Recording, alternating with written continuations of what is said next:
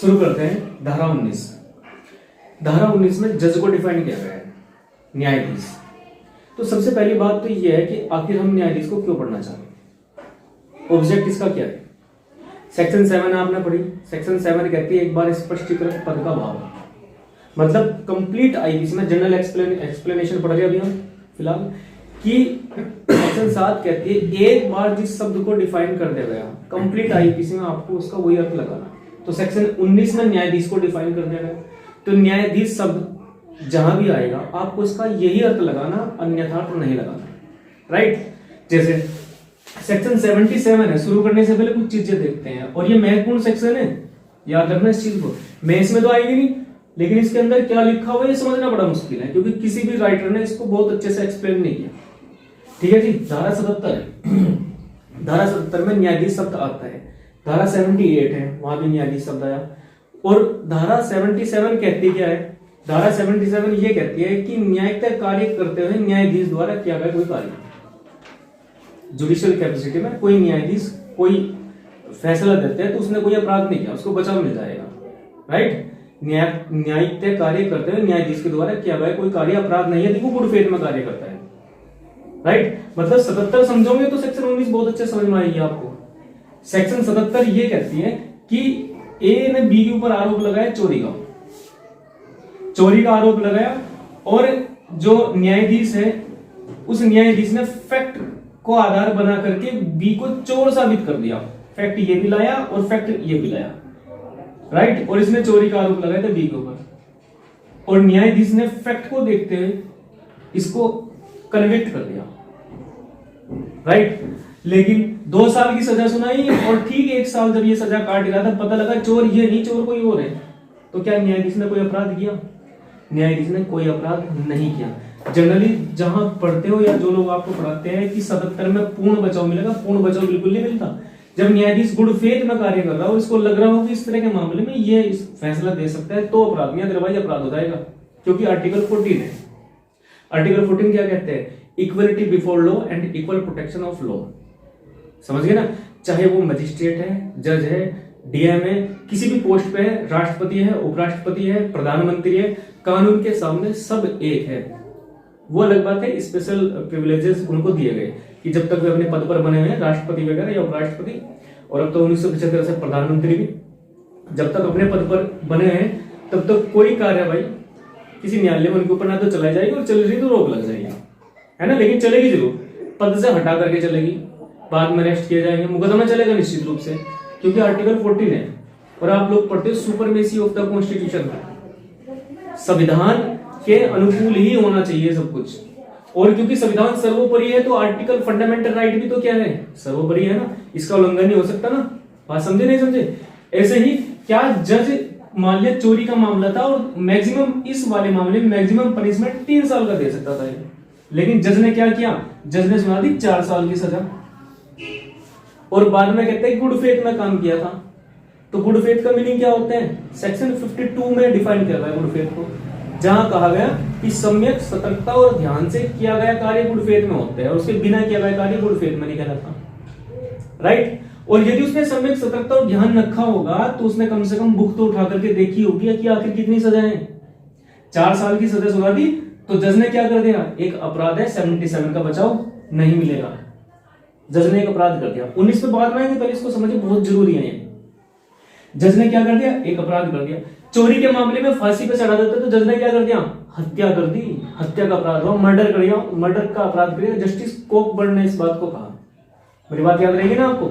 इसी तरह से यदि जज इसको 3 साल की सजा दे सकता था और 4 साल की सजा दी तो, और बाद में कहते कि भूल होगी भाई साहब मुझसे, तो विधि की भूल क्षमा के योग्य नहीं होती। समझ गए ना। Mistake of law is not excusable but mistake of fact is excusable. ये चीज आपको याद रहनी चाहिए। इतनी सारी बातें समझ आएगी आपको, राइट। अब आते हैं सेक्शन 19 में। और क्योंकि सेक्शन 77 में न्यायाधीश शब्द को डिफाइन किया गया है ना, तो यहां न्यायाधीश का क्या अर्थ लगाओगे, यहां बता दिया। और आईपीसी में न्यायाधीश शब्द जहां भी आएगा आपको यही अर्थ लगाना, राइट। देखते हैं क्या कहते हैं सब। न्यायाधीश शब्द, ये शब्द जहां भी आएगा, न्यायाधीश शब्द न केवल ऐसे व्यक्ति का द्योतक है, द्योतक मतलब डिनोट करना है, ऐसे व्यक्ति का द्योतक है जो पद रूप से न्यायाधीश है, पद रूप से न्यायाधीश है। पद रूप से न्यायाधीश का मतलब होगा जो सिलेक्शन के बाद गया, समझ गए ना, या जिसको एम्पावर्ड कर दिया, वो तो जज है ही। जो जज की पोस्ट पर है, जो एट प्रेजेंट जुडिशियल मजिस्ट्रेट है या सीजेएम है या एडीजे है या सहायक सेशन न्यायाधीश है, वो जज की पोस्ट पर तो है, वो तो जज हो गई। उसके अलावा बाकी लोग भी जज होंगे अगर इस डेफिनेशन में कवर अप होते हैं। लेकिन याद रखना, जो जज की पोस्ट पर है व्यक्ति, जो सिलेक्शन के बाद गया, वो तो जज हो गई, लेकिन कुछ कंडीशन में इस डेफिनेशन के पॉइंट ऑफ व्यू से वो भी जज नहीं हो सकता। अभी समझेंगे आगे जाकर के इस बात को। कह रहे कि न्यायाधीश शब्द न केवल ऐसे व्यक्ति का द्योतक है जो पद रूप से न्यायाधीश है, जो आफ्टर सिलेक्शन गया, जिसका सिलेक्शन हुआ या जिसको न्यायाधीश अपॉइंट एज ए न्यायाधीश अपॉइंट किया गया, चाहे वो सुप्रीम कोर्ट का हो, चाहे वो हाई कोर्ट का हो, चाहे वो लोअर कोर्ट का हो, चाहे जुडिशियल मजिस्ट्रेट फर्स्ट क्लास हो, चाहे सेकंड क्लास हो, चाहे सीजेएम हो, एसएजेएम, एडीजे हो, डीजे, कोई भी हो, हर व्यक्ति जज कहलाएगा। जो पद रूप से न्यायाधीश है वो तो जज है ना। जैसे आप सीआरपीसी पढ़ते हो और सीआरपीसी में आप जब सेक्शन 13, 14, 15 ये पढ़ते हो तो वहां आपने देखा होगा लिखा हुआ है कि सरकार के किसी अधिकारी को जिसको 1 वर्ष के लिए जुडिशियल मजिस्ट्रेट फर्स्ट क्लास की पावर दे दी गई, वो क्या होगा, 1 साल तक उस पावर को एक्सरसाइज कर सकता है, वो भी जज होगा। हालांकि सरकारी अधिकारी था, स्पेशल मामलों को निपटाने के लिए, वो भी जज हो जाएगा। तो सेक्शन क्या कहते हैं हमारी, सेक्शन 19, न्यायाधीश शब्द न केवल ऐसे व्यक्ति का द्योतक है जो पद रूप से न्यायाधीश है, किंतु, अब किंतु से आगे कहानी बदल जाएगी, किंतु हर उस व्यक्ति का द्योतक है, एवरी पर्सन आ जाएंगे इस डेफिनेशन के अनुसार, हर उस व्यक्ति का द्योतक है जो किसी विधिक कार्यवाही में, विधिक कार्यवाही, तो विधिक कार्यवाही क्या होती है इसको भी देखेंगे, जो किसी विधिक कार्यवाही में चाहे वे, जो किसी विधिक कार्यवाही में चाहे वे सिविल हो या दांडिक, अंतिम निर्णय या ऐसा निर्णय जिसके विरुद्ध अपील न होने पर अंतिम हो जाए या किसी अन्य प्राधिकारी द्वारा पुष्ट किए जाने पर अंतिम हो जाए, देने के लिए विधि द्वारा सशक्त किया गया हो, वो व्यक्ति न्यायाधीश होगा। बात समझे नहीं समझे, ऐसा व्यक्ति न्यायाधीश होगा। मतलब जो पद रूप से न्यायाधीश है वो तो न्यायाधीश होगा ही, किंतु हर व्यक्ति जो किसी विधिक कार्यवाही में, विधिक कार्यवाही का मतलब क्या होगा, जिसमें न्याय निर्णय आता है, जिसमें जज दोनों पार्टियों को सुन करके, जिसमें कोई व्यक्ति दोनों पार्टियों को सुन करके फैसला दे, तो फैक्ट पर मुकदमा आधारित, मेरिट पर मुकदमा आधारित हो, वो क्या कहलाएगा, विधिक कार्यवाही होगी। तो विधिक कार्यवाही समझ आया आपको। जुडिशियल प्रोसीडिंग, वैसे सीआरपीसी में डिफाइन किया गया जुडिशियल प्रोसीडिंग को, ऐसा मामला जो मेरिट के आधार पर सुना हो, दोनों पार्टी को सुन करके तब फैसला आया हो, चाहे वो फैसला एक्विटल का हो चाहे वो कन्विक्शन का फैसला हो, इससे फर्क नहीं पड़ता, समझ गए ना। तो हर ऐसा व्यक्ति जो किसी विधिक कार्यवाही, मतलब कार्यवाही आपके घर की नहीं होनी चाहिए, इस हर व्यक्ति के लिए कार्यवाही वो पंचायत की नहीं होनी चाहिए, कार्यवाही वो हमारे समाज के बीच की नहीं होनी चाहिए, कार्यवाही कैसी होनी चाहिए, विधिक कार्यवाही होनी चाहिए। और विधिक कार्यवाही कौन सी होती है, जिसमें दोनों पार्टी को मेरिट पर सुना जाकर फैसला आता हो, वो विधिक कार्यवाही, दोनों पार्टी को सुना जाता हो। तो कुल मिलाकर के जो किसी विधिक कार्यवाही में, चाहे वह सिविल हो या दांडिक हो, समझ गए ना, वो कार्यवाही चाहे वो सिविल की हो, सिविल नेचर की हो, दीवानी नेचर की हो या क्रिमिनल की हो। अब सिविल का मतलब क्या होगा, इसको सबसे लास्ट में डिस्कस करें, हम पहले समझ लेते हैं सेक्शन क्या कहती है।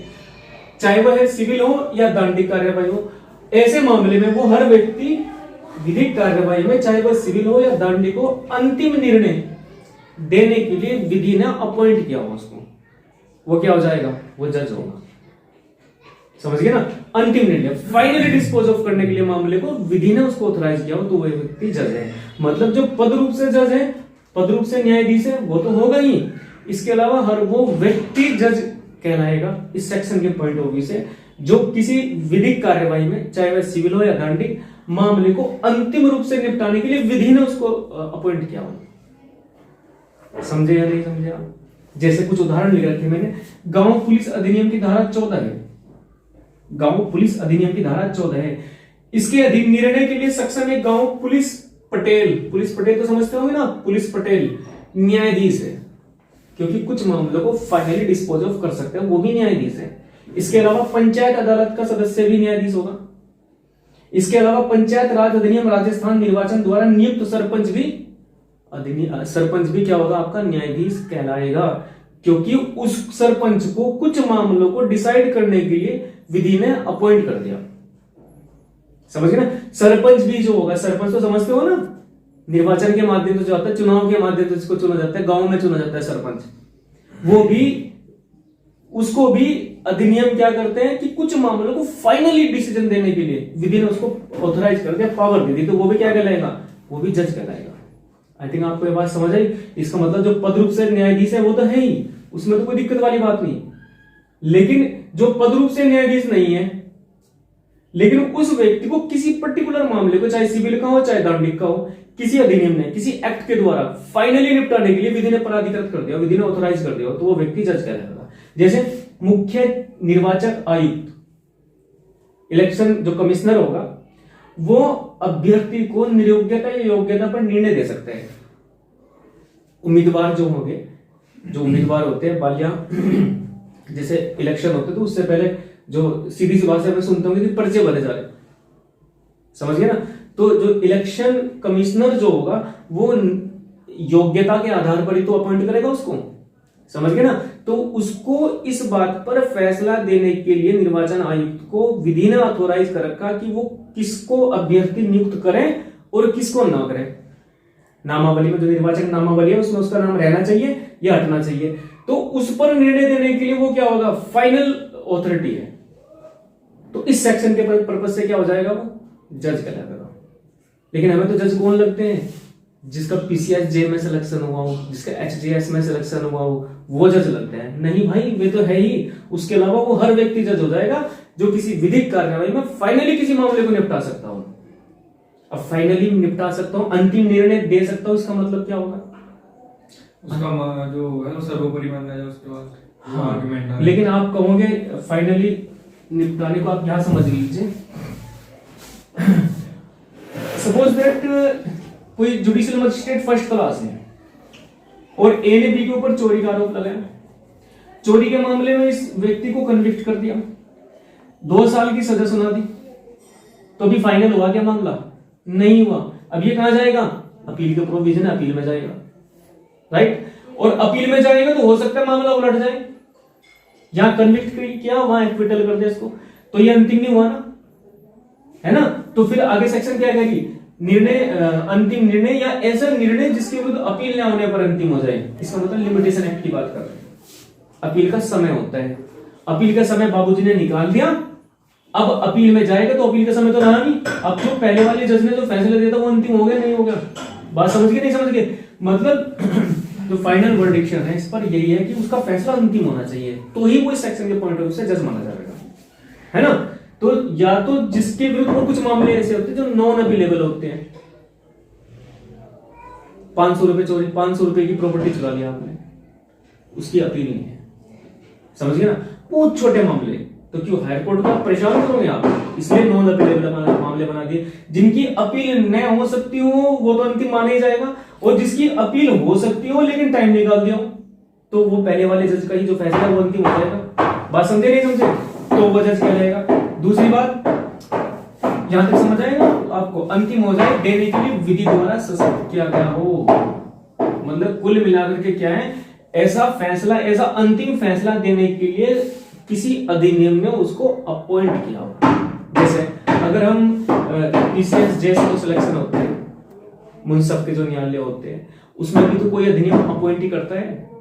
अधिनियम का नाम क्या है, अधिनियम का नाम है असम अवध, जो अधिनियम होगा वो अपॉइंट करता है जजों को, और वो ऑथोराइज करते हैं, उनको प्राधिकृत करता है कि आप इस तरह के फैसले दे सकते हो।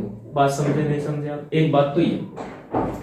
दूसरी बात ये है कि अब जैसे ये आपका ये पंचायत राज अधिनियम, राजस्थान निर्वाचन द्वारा नियुक्त सरपंच को भी ये वाला अधिनियम, पंचायत राज अधिनियम ऑथराइज करता है कुछ फैसलों को फाइनली निपटाने के लिए। मतलब उसके घर वालों ने ऑथराइज ना किया हो उसको, मैंने ऑथराइज ना किया हो, किसी अधिनियम ने भारत के अंदर एनफोर्समेंट में किसी अधिनियम ने ऑथराइज किया हो फाइनली किसी मामले को सिविल के या क्रिमिनल के निपटाने के लिए, तो वो न्यायाधीश कहलाएगा। आगे कह रहे विधि द्वारा सशक्त किया गया हो, और सशक्त किया गया हो, अथवा जो उस व्यक्ति निकाय में से हो, जो उस व्यक्ति निकाय में से हो जो व्यक्ति निकाय ऐसा निर्णय देने के लिए विधि द्वारा सशक्त किया गया हो, है ना। सॉरी, एक चीज और रह गई यहाँ पे,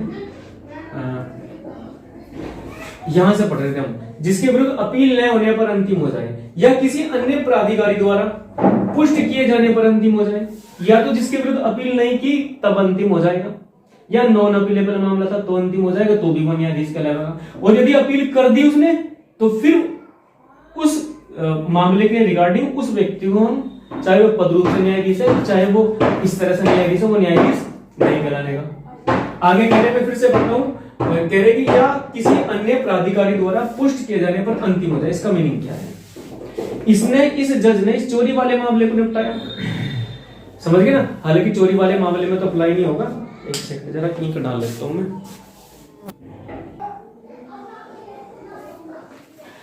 आगे कह रहे कि या किसी अन्य प्राधिकारी द्वारा पुष्ट किए जाने पर अंतिम हो जाए। इस बात को समझते हैं, मान लिया ए ने बी के ऊपर हत्या का आरोप लगाया,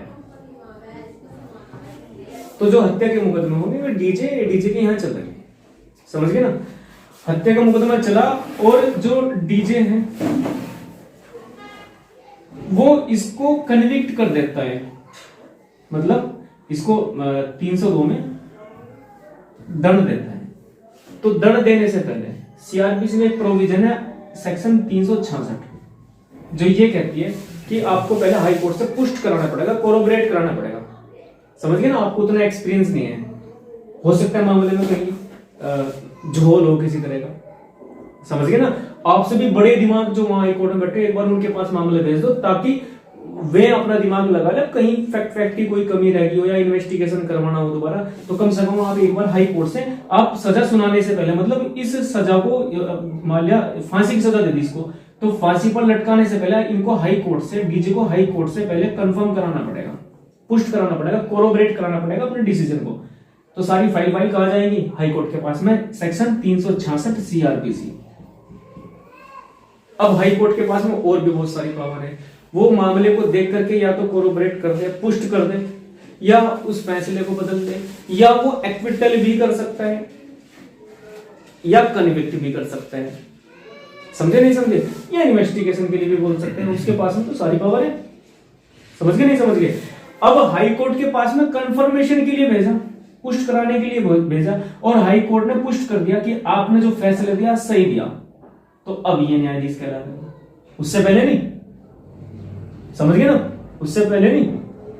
तो अन्य प्राधिकारी का मतलब यहाँ ये होगा, सीआरपीसी के सेक्शन 366 पढ़ लेना, बहुत अच्छे समझ में आ जाएगी। तो एक बार यहां तक पढ़ लेते हैं सेक्शन को। धारा 19, न्यायाधीश शब्द न केवल ऐसे व्यक्ति का द्योतक है जो पद रूप से न्यायाधीश है, किंतु हर उस व्यक्ति का द्योतक है जो किसी विधिक कार्यवाही में, चाहे वह सिविल हो या दंडिक, अंतिम निर्णय या ऐसा निर्णय जिसके विरुद्ध अपील न होने पर अंतिम हो जाए, समझ गए ना। ये क्राइटेरिया है इसका, ये देखना पड़ेगा कि ऐसा जो वो फैसला दे रहा वो अंतिम रूप से देने के लिए विधि द्वारा सशक्त किया गया हो, तो ही वो जज कहलाएगा, अदरवाइज जज नहीं कहलाने का, समझ गए ना। या किसी अन्य प्राधिकारी द्वारा पुष्ट किए जाने पर अंतिम हो जाए, ये वाली बात देने के लिए विधि द्वारा सशक्त किया गया हो, विधि ने ऑथोराइज किया हो, विधि ने अलाउड किया हो ऐसा करने के लिए, तो वो क्या कहलाएगा? वो कहलाएगा आपका न्यायाधीश। बात समझे नहीं समझे? अब यहाँ सिविल कहां से आया भाई? हम तो पढ़ रहे पिनल कोड। जैसे 499 है, दो नेचर है उसकी, क्या? यदि कंपेंसेशन लेना तो टोर्ट में जाओगे, सिविल का मामला बन जाएगा, और आईपीसी में जाओगे तो अपराध बन जाएगा, समझे नहीं समझे? तो दोनों तरह की नेचर हो सकती है, बात समझे ना। और फिर आगे कह रहे कि जो उस व्यक्ति निकाय में से, व्यक्ति निकाय मतलब बॉडी ऑफ पर्सन, समझे ना, व्यक्ति निकाय में से जो व्यक्ति निकाय ऐसा निर्णय देने के लिए विधि द्वारा सशक्त किया गया हो। तो आप लोगों को पता होगा कि जैसे डबल बेंच होती है ना, कॉन्स्टिट्यूशनल बेंच होती है, फुल बेंच होती है, समझ गए ना। उनका काम क्या है? बहुत सारे जज, अगर कॉन्स्टिट्यूशनल बेंच है ओड नंबर में होगी, जैसे 5, 7, 9, समझ गए ना। अगर वे बेंच के रूप में फैसला देते हैं और ऐसा फैसला देने के लिए विधि ने उनको अपॉइंट किया हो, तो उनके द्वारा दिया गया डिसीजन और फाइनली मामले को डिस्पोज ऑफ करने के लिए विधि के द्वारा उस बॉडी को अपॉइंट किया हो, तो वे भी सबके सब क्या कहलाएंगे? जज। बात समझे नहीं समझे? तो ये जज की डेफिनेशन आ गई यहाँ पे। अब ये जज शब्द हम न्यायाधीश पढ़ के और एक सेक्शन 77 में शुरू में पढ़ा चुका, उसी के कॉन्टेक्स्ट में आपको पढ़ना, समझ गए ना। अब सेक्शन 77 क्या कहता है 77, वो जज को बचाव देती है। अब मेरा क्लियर है, सेक्शन 77 की डेफिनेशन पढ़ लेते हैं। देखिए